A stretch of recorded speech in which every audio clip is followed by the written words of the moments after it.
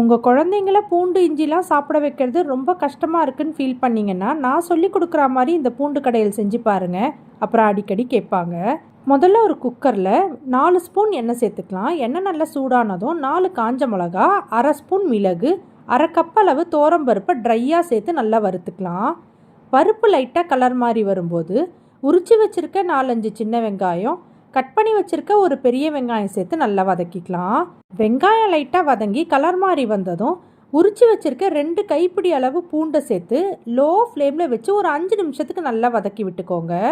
இப்போ இது கூட கட் பண்ணி வச்சுருக்க 2 மீடியம் சைஸ் தக்காளி, தேவையான அளவு உப்பு, 1/4 ஸ்பூன் மஞ்சள் தூள், கொஞ்சம் பெருங்காயம் சேர்த்து ஒரு 2 நிமிஷத்துக்கு நல்லா வதக்கி விட்டுக்கலாம். தக்காளி நல்லா வதங்கி வந்ததும் இதெல்லாம் முழுகிற அளவு தண்ணி, கொஞ்சமாக புளி தண்ணி சேர்த்து குக்கரை மூடி மீடியம் ஃப்ளேமில் வச்சு ஒரு 5லேருந்து 6 விசில் விட்டு ஃப்ளேமை சுவிட்ச் ஆஃப் பண்ணிடுங்க.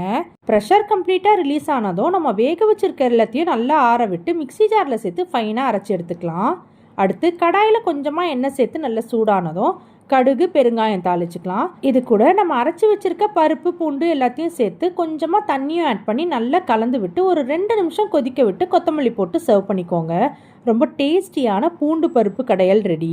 இந்த பூண்டு கடையலை நல்லா சூடான சாதத்தில் கொஞ்சமாக நெய் போட்டு பிசைஞ்சு குழந்தைங்களுக்கு கொடுத்தீங்கன்னா இதில் பூண்டு சேர்த்துருக்கதே தெரியாத அளவுக்கு அவங்க சாப்பிட்ருவாங்க. இது ரொம்பவே டேஸ்டியாக இருக்கும். கண்டிப்பாக ஒரு வாட்டி ட்ரை பண்ணி பாருங்கள். நாளைக்கு வேறு ஒரு ரெசிபியோடு பார்க்கலாம்.